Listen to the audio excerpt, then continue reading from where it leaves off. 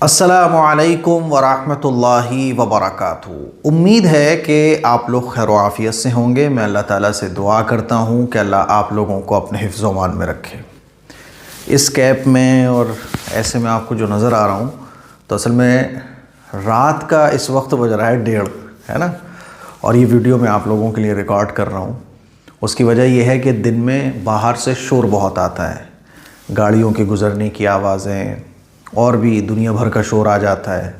रात के वक्त में अब देखो आप एकदम सन्नाटा। तो रात के वक्त मैं ये वाला कैप लगा लेता हूँ सर्दियों में, तो इसलिए थोड़ा सा आपको डिफरेंट लुक में मैं आपको नज़र आ रहा हूँ।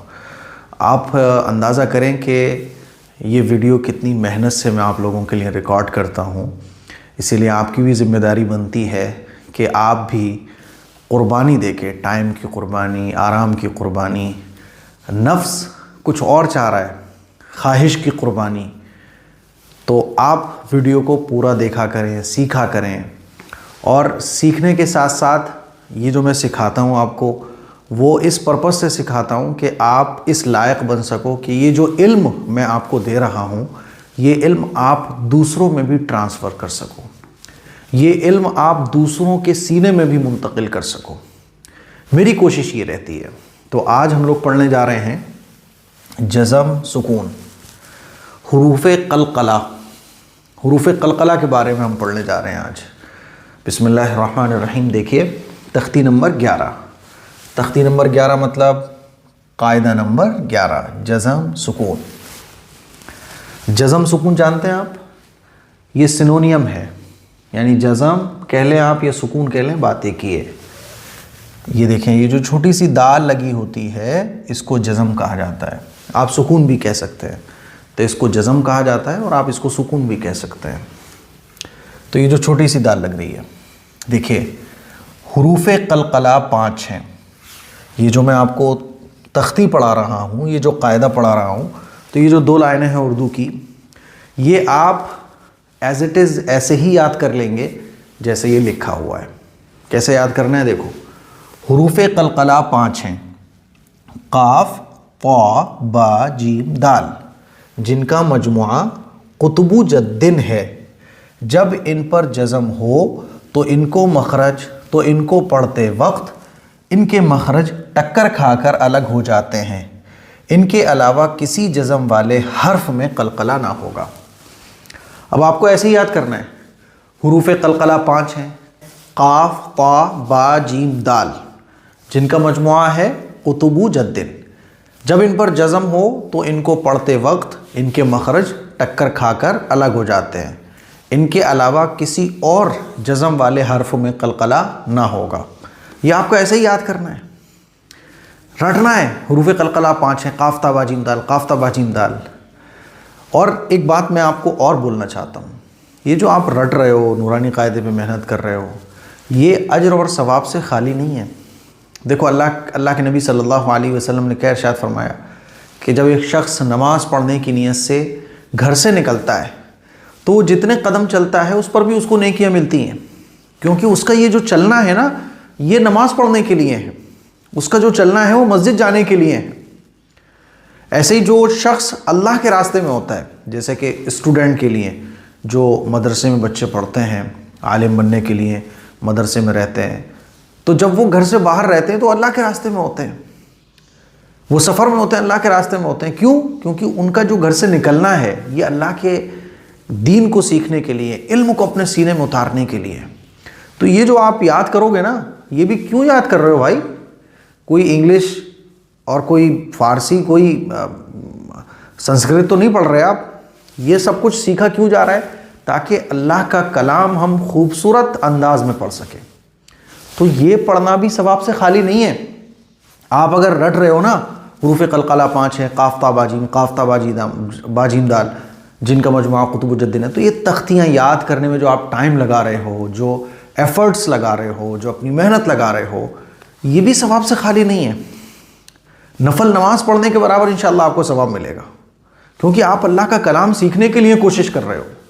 बात समझ आ रही है? देखिए हुरूफ़े क़लक़ला 5 हैं, यानी ये जैसे हुरूफ़ इख्फ़ा 15 थे ना, हुरूफ़ इख्फ़ा 15, हुरूफ़ हल्की 6, तो ऐसे ही हुरूफ कलकला 5 हैं, काफ ता बा जीम दाल, जिनका मजमुआ कुतुबु जद्दिन है।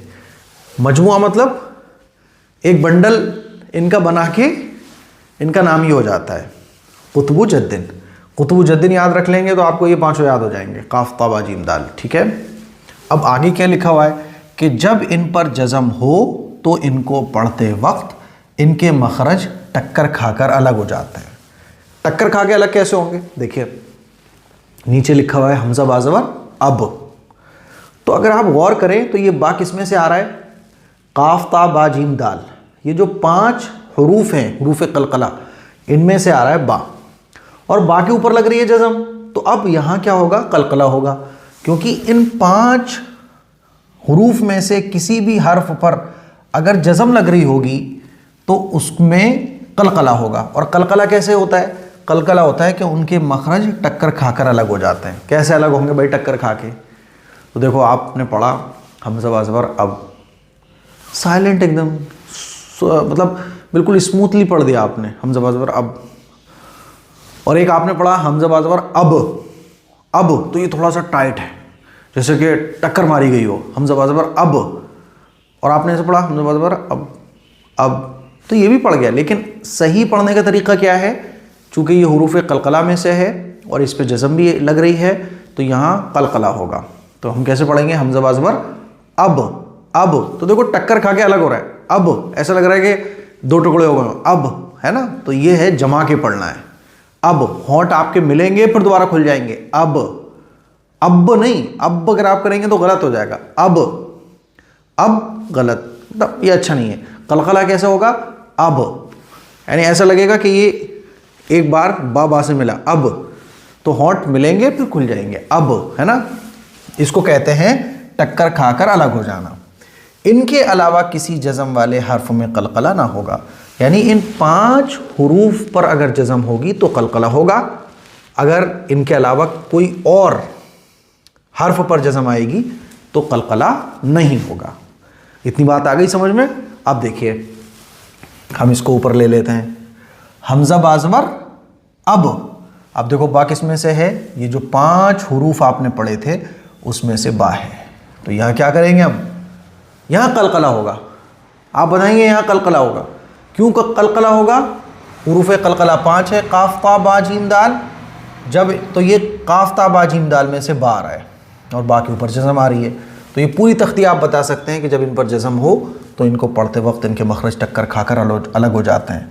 तो यहाँ कलकला होगा, क्योंकि हुरूफ कलकला में 5 हैं और हुरूफ कलकला में से बा आ रहा है, बा के ऊपर जज़म है। हमजा बाज़बर अब, हमजा बाज़ेर इब, हमजा बापेश उब। ऐसे नहीं पढ़ना हमजा बाज़बर अब, हमजा बाज़ेर इब, हमजा बापेश उब, तो ये गलत हो जाएगा। आवाज़ जमा के हमजा बाज़बर अब, हमजा बाज़ेर इब, हमजा बापेश उब, जीम बाज़बर जब, जीम बाज़ेर जिब, जीम बापेश जुब। आगे देखिए बा जीम ज़बर बज, देखिए जीम किस में से आ रहा है? काफ ता बा जीम दाल, हुरूफ कलकला में से आ रहा है। तो आप इसको ऐसे पढ़ेंगे बज, बा जीम ज़बर बज, बज ऐसे, है ना? बा जीम ज़ेर बिज, बा जीम पेश बुज, सीन दाल ज़बर सद, देखो दाल पे जज़म लग रही है, दाल किस में से? हुरूफ कलकला में से। तो सीन दाल ज़बर सद, सीन दाल ज़ेर सिद, सीन दाल पेश सुद। आगे देखिए ता आ गया, ता किस में से? हुरूफ कलकला में से, और जज़म भी लग रही है, तो क्या होगा? कलकला होगा। काफ ता ज़बर क़त। ता में और ता में फ़र्क क्या है? ता में ज़बान नॉर्मल होती है ता, और ता में ज़बान आगे वाले दांतों से लगती है, पौ, है ना? देखिए मोटा होता है। काफ ता ज़बर क़त, काफ ता ज़ेर क़ित, काफ ता पेश क़ुत, जीम काफ ज़बर जक, देखो काफ आ गया, काफ किस में से है? हुरूफ कलकला में से है। जीम काफ ज़बर जक, जीम काफ ज़ेर जिक, जीम काफ पेश जुक। आप इसको ऐसे पढ़ें जीम काफ ज़बर जक, नहीं जमा के, क्यों? कलकला में से है और जज़म लग रही है। जीम काफ ज़बर जक, जीम काफ ज़ेर जिक, जीम काफ पेश जुक। ठीक है, तो जनाबे वाला यहाँ तक आपको जज़म और सुकून हुरूफ़ क़लक़ला अच्छे तरीके से समझ आ गए होंगे। यहाँ तक अच्छे से प्रैक्टिस कीजिए, कल इंशाअल्लाह हम आगे पढ़ेंगे। क्लास समझ में आई हो तो कमेंट कीजिएगा, वीडियो को लाइक कीजिएगा और चैनल को सब्सक्राइब कीजिएगा। अस्सलामु अलैकुम व रहमतुल्लाहि व बरकातुहू।